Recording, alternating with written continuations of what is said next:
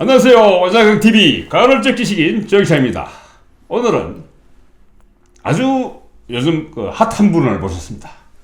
입김으로 권영진 대구시장을 병원으로 보내신 분, 이진년 대구시의원을 모셨습니다. 안녕하세요. 안녕하세요.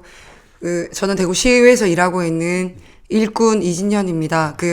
사회자분께서 입김으로 보내버리셨다고 이렇게 얘기하시는데 사실은 그렇게 희화하거나 그렇게 할 사안은 아니라고 생각해서 제가 굉장히 조심스럽거든요. 아, 그래요? 네. 근데 본인 좀 소개 좀 더 해주시죠. 예, 저는 달서구에 살고 있고요. 예. 더불어민주당의 대구시의 대표 선수입니다. 전국 최초로 권리당원 투표로 인해서 비례대표에 당선돼서 시의원의 역할을 하고 있고요. 영남 공고 정상화건이라든가 여러 가지 것들을 저희 민주당의 이름으로 대구시의회 이름으로 성과를 내고 있다고 제가 감히 말씀드리겠습니다. 네. 예. 하여튼 그날 지금 신문 방송 언론들이 지금 계속 지금 이야기가 회자되고 있습니다만은 그날 무슨 일이 있었습니까? 의원님 입장에서 저희들이 화면으로도 영상으로도 보긴 했습니다만은 그날 무슨 일이 있었는지 정확하게 당사자 입장에서 당사자 하면 또 좀 이상하긴 합니다만은 하여튼 바로 현장에 계시던 분으로서 한번 저 가짜 뉴스가 지금 너무 많이 난무해가지고 되게 사실은 이 자리가 저한테는 되게 편한 자리는 아니거든요. 예. 근데 이런 가짜 뉴스에 대해서는 사실관계를 좀 바로 얘기하는 게 맞겠다 싶어서 왔는데요. 예. 그날은 그냥 보여지는 그대로였습니다. 아, 그래요? 지금 페북이나 이런 데서 자꾸 사람들이 제가 시장님을 밀쳤다 이런 얘기하는데 신체적 접촉이 전혀 없었고요. 그리고 의회에서 저희가 발언의 기회를 갑자기 얻지를 못했습니다. 갑자기 기존에 있던 방식하고 달라져가지고 그래서 이 긴급하고 지금 위급한 상황이라 상황 설명을 좀 부탁드린다. 그리고 저한테 얘기하지 않으셔도 되니 시장님 브리핑 하실 때 시민들한테 이만 하니 우리는 현금 지급이 안 되고 이만 하니 상품권으로 나눠주겠다 이런 얘기를 좀 하셨으면 좋겠다. 그 대답을 나도 이해를 안 되니 시민들한테 우린 설명할 의무가 있으니까 얘기를 좀 해주셨으면 좋겠다라는 과정에 근데 시장님께서 되게 오랜 시간 피곤하셨을 거예요. 그래서 좀 보기에 따라서 좀 불미스러운 일처럼 보여지는 상황이 되어버린 거예요.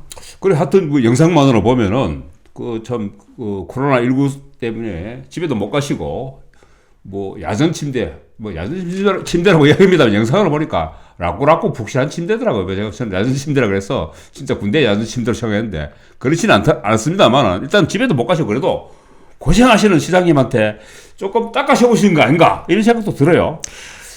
시장님께서 사실 일개 의원인 저도 맨날 늦게 들어가가지고 사실 입안에 보면 아시겠지만 구열이 한 3개 정도 막 생기고 지금 이렇거든요. 근데 몇 시에 집에 들어갔어요? 저는 12시, 1시 이렇게 들어가고 있는데요. 근데 아침에 몇 시에 나오시고요? 9시 정도에는 나옵니다. 근데 사실 저도 이렇게 힘든데 시장님은 힘든 무게감은 감히 제가 말씀드릴 게 못 되고요. 그런데 하여튼 그렇다 하더라도 또 책임 있는 자리니까 시정을 처음 250만 대구 시민의 어떤 안전과 어떤 생명을 담보하는 총 책임자신데 그런 부분에 대한 어떤 자기 건강도 사실 보살피면서 일하는 게 저는 맞다고 보거든요. 그런 측면에서 어떤 자기 관리를 못했던 부분들은 있다고 봅니다. 하여튼 그렇지만은 일단은 근데 그러면 그날 제가 영상으로 보기에는 왜 현금 지급을 못하느냐 이런 것과도 다퉜던 걸로 보이는데 다툼 아니고요. 다툼 아닙니다, 대표님. 알겠습니다. 다툼 아닙니다. 하여튼 그 과정을 이야기 좀 해주세요. 그날 이제 그 전날까지만 해도 제가 의사진행 발언을 할 수 있었어요.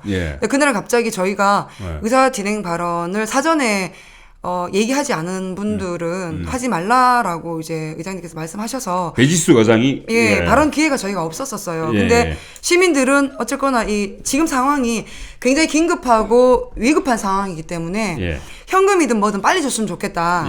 그런 바람이 있었던 거잖아요. 그래서 저희가 발언 기회가 없었기 때문에 시장 끝나고 나서 어차피 방망이는 두드렸고 시장님한테 이거는 제가 통상적으로 본회의가 끝나면 시장님한테 이런 얘기를 합니다, 저희는. 그 정도의 소통이 안 되는 분이 아니시거든요, 시장님께서. 근데 그 과정에 저는 제가 이제 목소리가 좀 컸던 건지 모르겠으나 너무 안타까운 마음에 상황 설명을 시민들한테 해줬으면 좋겠다. 우리가 설명할 의무가 있지 않겠습니까? 이런 얘기를 했던 겁니다. 다른 사안이 아니었어요. 그러면 일단은 제가 그냥 듣기로는 지급 시기 문제. 네. 어떤 권 시장은 4월 15일 총선 이후에 지급하겠다. 그리고 또 지급 방법의 문제에서도 뭐 현금으로 하느냐, 아니면 지역 상품권으로 하느냐, 뭐 이런 여러 가지 뭐 다툼이 있던 걸로 알고 있는데요.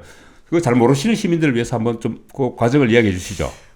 이게 발단이 된 거는요, 네. 4월 15일 총선 이후에 시장님도 지급하겠다라고 말씀하신 게 네. 발단이었습니다. 그래서 시민들께서 굉장히, 분노 내지는 서운함을 많이 표현을 하셨고요. 저희 당론은 그렇습니다. 이렇게, 위급한 시기에 현금으로 가장 빨리 줄 수 있는 방법이 뭐냐고 물었더니 현금이다. 그러면 지금 이게 정책이라는 거는 뭐 시의성과 시급성이 있지 않습니까? 지금 그래서 가장 빨리 되는 현금을 줬으면 좋겠다라고 말씀드렸고요. 근데 지금 방침은 현금을 주게 되면 외부 유출이 많고 저축해서 현금이 돌지 않을 가능성이 있다. 이렇게 얘기를 했었거든요.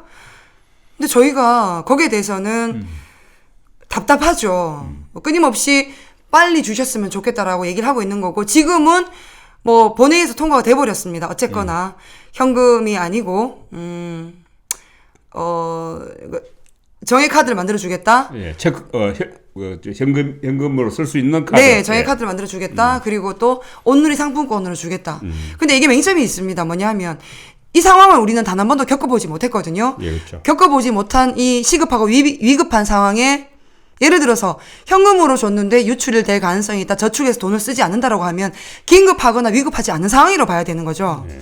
그래서 지금 만약에 걱정하는 것처럼 이 돈으로 술을 먹는다든가 아니면 서울에 쇼핑을 하러 간다든가 온라인 쇼핑을 한다든가 이런 것들을 걱정하는데요. 아닙니다.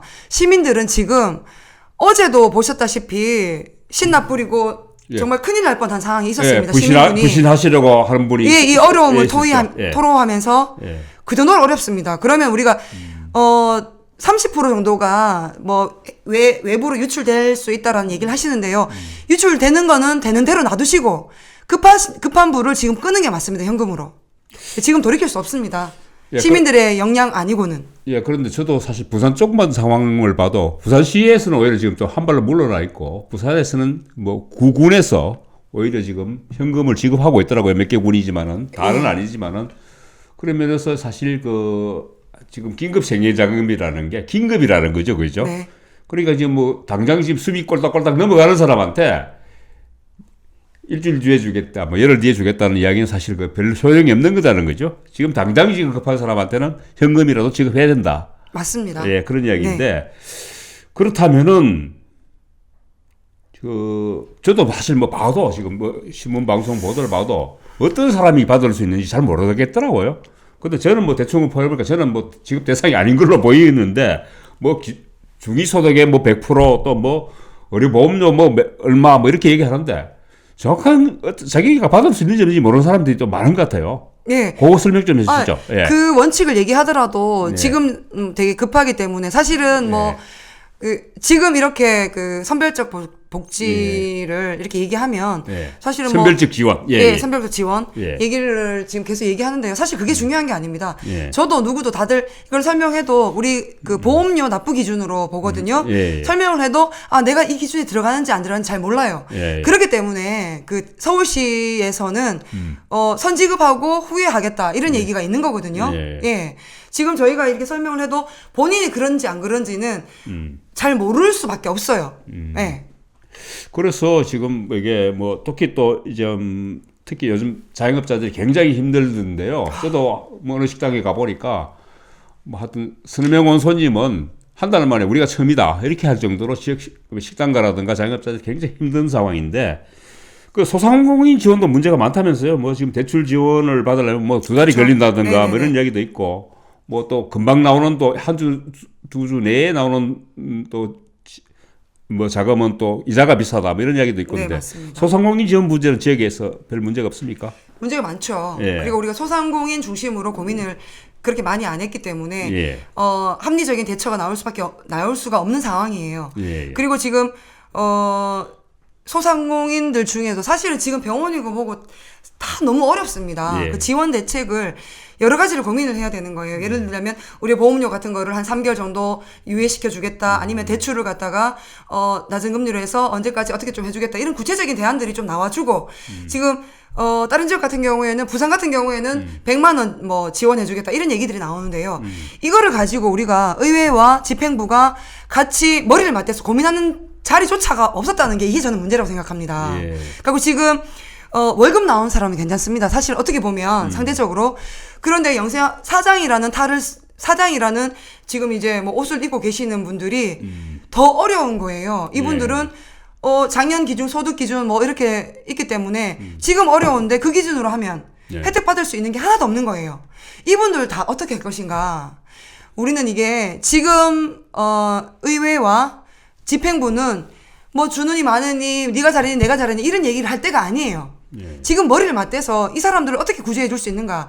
그리고 정부에서 이렇게 많은 지원을 해주는데 이 지원 금액을 갖다가 디테일하게 누구를 어떻게 해서 어떻게 살려내는 방법 이거를 지금 우리가 같이 고민해야 될 시점인데 네가 잘했네 내가 잘했네 장풍을 쏴서 넘어졌네 아니네 네가 그랬네 이런 얘기를 할 때가 지금 아니거든요. 예, 지금 맞습니다. 우리가 놓치는 부분이 있는 거예요. 예. 근데 사실 지금 뭐 이 의원님 말씀대로 지금 뭐 의료보험이라든가 중위소득 기준이라든가 이런 부분이 넘어서는 부분이라도 실제적으로 지금 대상 지역에서 힘들다는 거죠. 그죠? 선별 지원이 아니고 무차별 지원해야 된다. 네. 지금 뭐 선진국들도 뭐 미국이나 유럽 그리고 일본도 그렇고 대대적인 지금 어떤 막 사상 최의 일이니까 인구라든가 GDP 규모에 비해서 우리보다 훨씬 더 높은 비율로 지원하고 있는데 우리 정부조차도 저는 조금 그런 부분에서 좀 안이하게 우리 특히 경제부처에서 안이하게 대처하고 있지 않느냐 이렇게 생각이 들면서 한편으로는 또 대구 경북은 특별재난지역으로 지정됐는데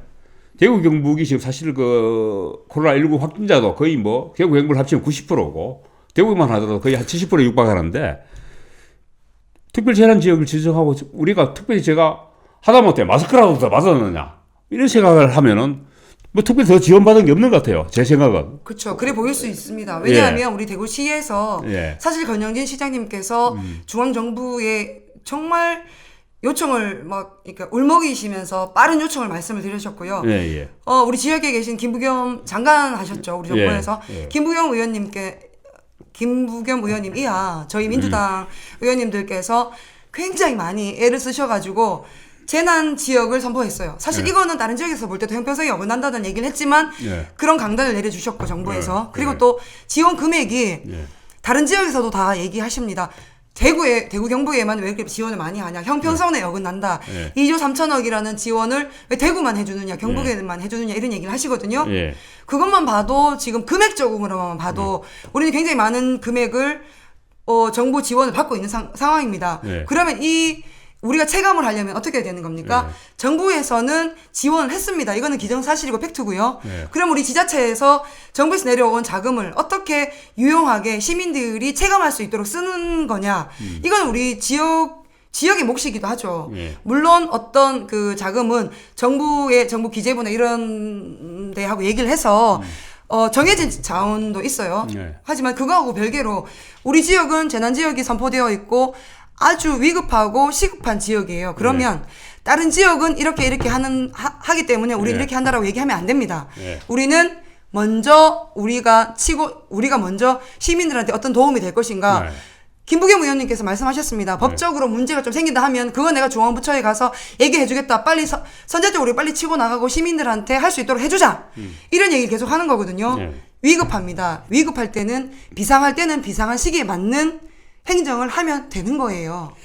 그러면 이런 쪽을 지금 민주당의 입장에서는 그렇긴 한데 지금 민주당의 입장이기도 하지만 시민들이 원하는 입장이기도 하는 시민들은 뭐 그렇게 하는데 지금 그렇다면 제가 이제 여쭤보고 싶은 게 지금 그 단체장들도 그렇고 지금 구청장 뭐 군수 그리고 대구시장까지 전부 지금 미래통합당 소속이어서 그런 게 제대로 집행되지 않고 있다는 말씀인가요? 거꾸로 말씀드리면은 제가 이제 그 부분에 대해서는 이제 말씀드리기가 굉장히 조심스럽지만 어쨌거나 저희가 말씀드린 거는 긴급한 시기에 하루라도 빨리 지원을 하자라는 게 그리고 또 현금으로 지원하자라는 게 저희 당론이기도 하고 제 지론이기도 하고요. 저희가 25대 5 구도입니다. 예. 아, 2명이 나갔기 때문에 예. 28, 그러니까 28명 중에 저희 5명이죠. 예. 결과가 이렇게 나왔기 때문에 23대 5. 예. 결과가 이렇게 나왔기 때문에 대표님 말씀하시는 것처럼 그게 아니다라고 말하기도 되게 모호한 상황이에요. 예. 그렇다면은 지금 뭐 이번에 계시지만은 권영진 시장님 잠깐 모시겠습니다. 할 수 없습니다. 좀 오세요. 강제 소환 좀 하겠습니다.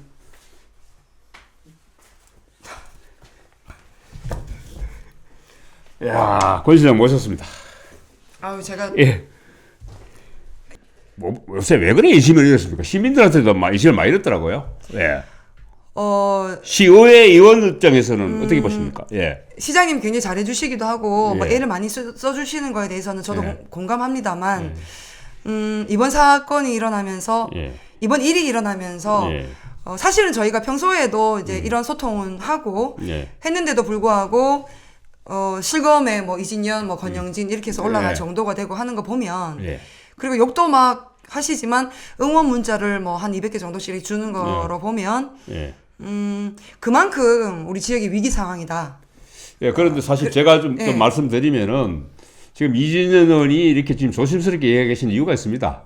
지금 권 시장하고 언쟁을 벌인 후에 권 시장이 지금 병원에 가시고 난 뒤에 지금 엄청난 협박 문자와 협박 전화를 받고 있습니다. 그러다 보니까 지금 상당히 지금 이진현 의원이 위축되어 있습니다.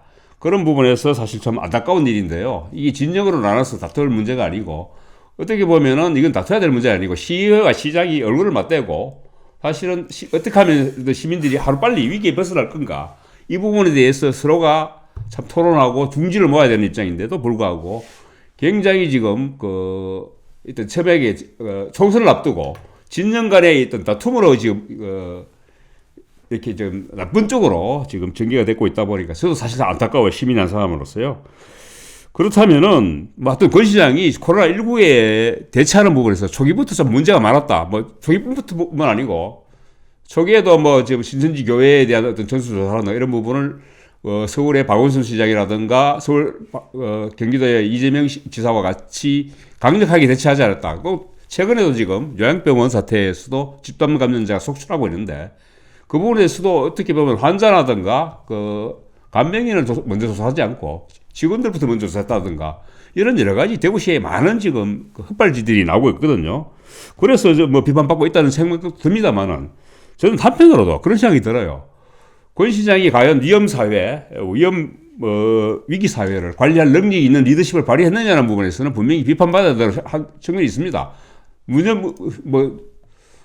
힘들게 일했고 야단침대 자면서 밤잠을 설쳐가면서 뭐 일했다는 부분을 부인하는 건 아닙니다만은 그건 현실이니까 분명한 사실이지만은 그거는 권 시장이 아니더라도 대구시장이 누가 됐더라도 그건 당연히 해야 될 일입니다. 어떻게 보면은 그런 측면에서 봤을 때는 그렇긴 합니다만은 저는 대구시의회가 지난 시의회와 달리 지금 민주당 의원이 5명이나 있지 않습니까? 이 의원님하고 비롯해서 그죠? 5명이나 있었는데도 불구하고 그동안 사실은 대구시의회가 존재감을 거의 없었어요. 야당이 아니죠. 지금 여당 의원이긴 한데 어떻게 보면 대구에서는 야당이니까 소수파니까 소수 여당이 존재감이 없었던 이유가 뭐라고 생각하십니까? 존재감이 없다고 말씀하시니까 예. 사실은 되게 좀 답답하기도 하고 속도 좀 상한데요. 예. 지금 어떻게 보면 중앙 언론에서도 관심을 가지고 이런 일들이 이런 그 그림이라고 보면 이런 그림들은 늘 있어 왔습니다. 저는 늘 치열했고 저희는 늘 간절했고 늘 애가 탔습니다. 근데 이제 저희가 소수의 입장이다 보니 오죽하면 제가 예결위에서 예결위 부위원장이라는 자리를 저번에 제가 던졌습니다. 예, 그 정도로 저희가 이렇게 액션하지 않으면 그 누구도 봐주지 않는 이런 지역 구도 너무 안타깝죠. 저희는 항상 치열했고요. 영남일보 관련해서도 영남 그 공고 관련해서도 저희는 늘 치열했는데 보고 자체도 저희한테 제대로 되지 않았었고요. 이런 여러 가지 상황들이 정말 많았었습니다. 저희는 정말 시민들께 정말 죄송하지만 늘 저희는 싸워왔습니다. 치열했었고요. 근데 지평구 상대로 제대로 좀 그런 걸 활동해왔는데 그러면 뭐 언론이라든가 이런 관심을 안 가졌다는 얘기입니까? 아니면 지역 언론들이 관심을 안 가진 겁니까? 아니면 지역 주민들이 무관심했던 겁니까? 여러 가지가 있을 텐데요.